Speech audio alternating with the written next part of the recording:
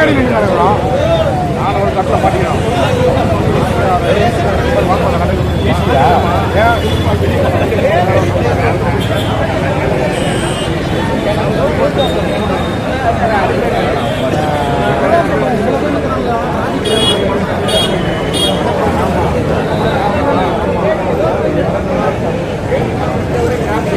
பாய் இவரு ஏன்னா தப்பாக போட்டேன் வந்து ஜிகே ஜெயக்குமார் வந்து எப்போ எவ்வளோ நாள் ஆகுது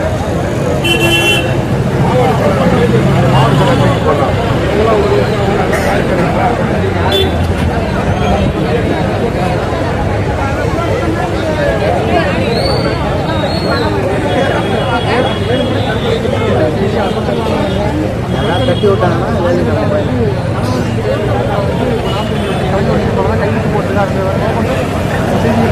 அதை பற்றி அதுக்காக ஆஜராக வராது.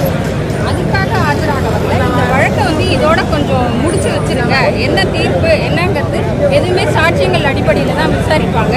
சாட்சியங்கள் வந்து எப்போ வேணாலும் புதுசாக பண்ணிட முடியும். ஏற்கனவே 2 தரம் போட்டிங்க. அந்த 2 தரத்துக்குமே அவங்க எந்த சாட்சியும் தரல. சாட்சியும் தராமல் போயிட்டாங்க. திருப்பி கர்நாடகாவுக்கு போயிடுவாங்க. அங்கே போயிட்டாங்க. எப்பெல்லாம் தேர்தல் வருதோ அப்பப்பெல்லாம் வருவாங்க.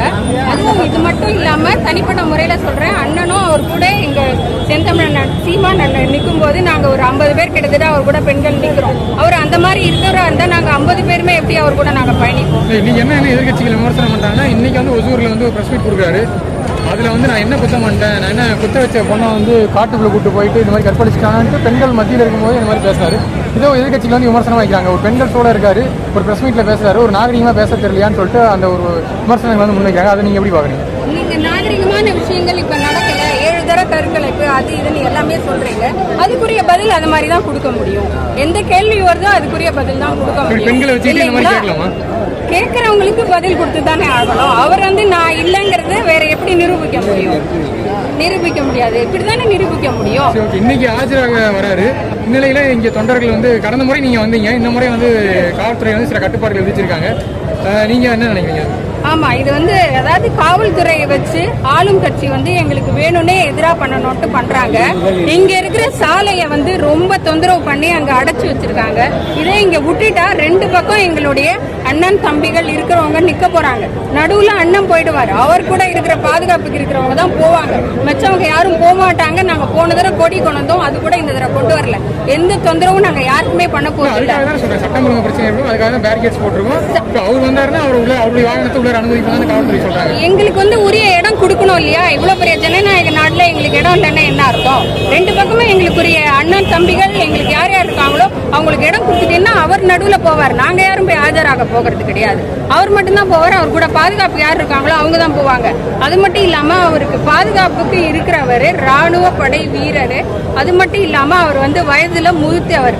55 வயசு ஆறுது. எங்களுக்கு தெரிஞ்சே நான் அவரை பார்த்துருக்கோம். அதிர்ந்து கூட பேச மாட்டார். ரொம்ப அமைதியான மாதிரி அவரை வந்து இப்படி அடிச்சு துன்புறுத்தி, அதுவும் தவிர அவர் அந்த பேப்பரை தொட கூட இல்லை. ஒட்டின அந்த காகிதத்தை அழைப்பாணியை அவர் தொடவே இல்லை. அவரை வேணும்னு திட்டமிட்டு பழி வாங்கி பண்றாரு அந்த காவலர். அது மட்டும் இல்லாம அந்த காவலர் கொஞ்சம் மனநிலையை வந்து சோதிச்சா கொஞ்சம் சரியா இருக்கும்னு நினைக்கிறேன். இது மட்டும் இல்லாம இப்ப எங்க அண்ணன் அவரை நாங்க பாத்துக்கிறோம். இந்த மாதிரி இன்னொரு அண்ணனுக்கோ இன்னொருத்தருக்கோ நடக்காம இருக்கணும்னு அதுக்குரிய நடவடிக்கை கொஞ்சம் எடுத்தீங்கன்னா நல்லா இருக்கும். நன்றி நன்றி.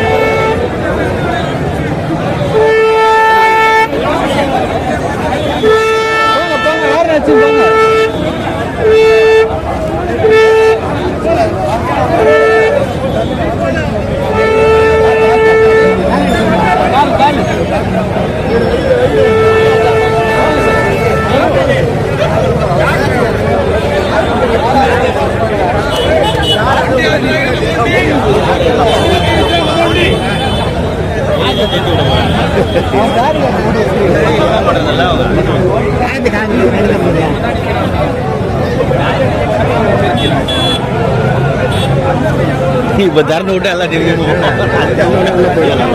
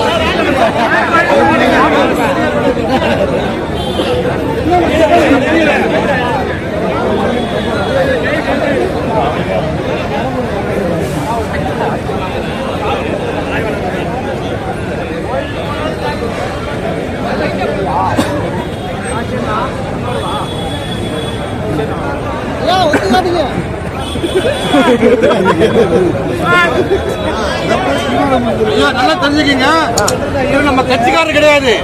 ஒரு மெய்யாட்டு டாக்டர், மெய்யாட்டு மருத்துவமல்ல, மருத்துவ வேலை செய்யறாரு. அவர் டாக்டர் உள்ள இருக்காரு, அவர் போறதுக்கு தடுக்கிறாங்க.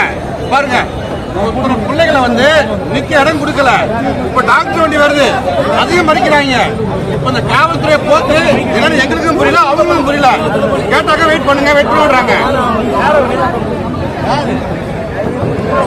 போத்துல போத்துல வேணா வேணா, நீ உள்ளப்பா, நீ உள்ளப்பா.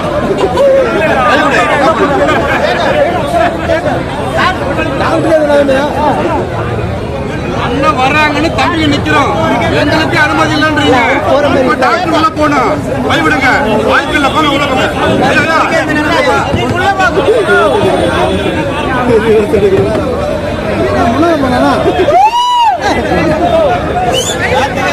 திராவிட மாடல்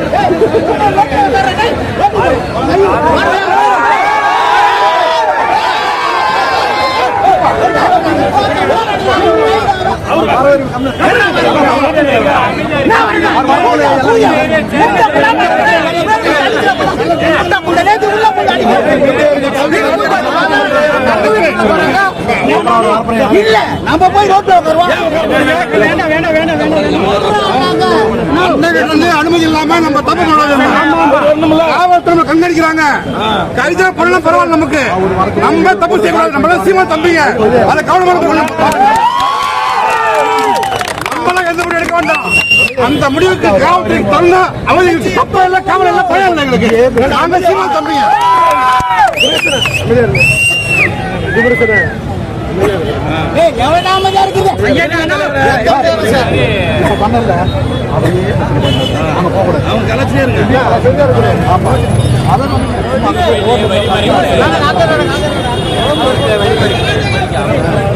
அப்படியே பேசிட்டே இருக்கு.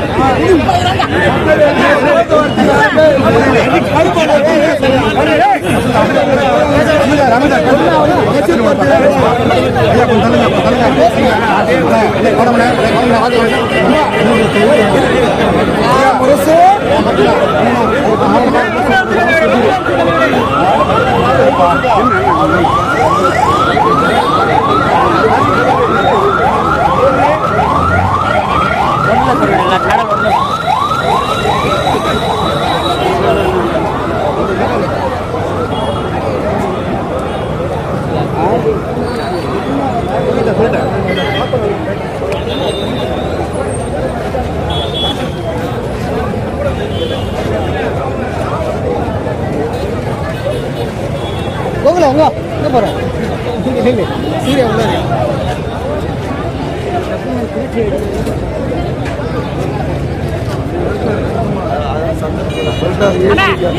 நீங்க நாங்க போற சொல்றோம்.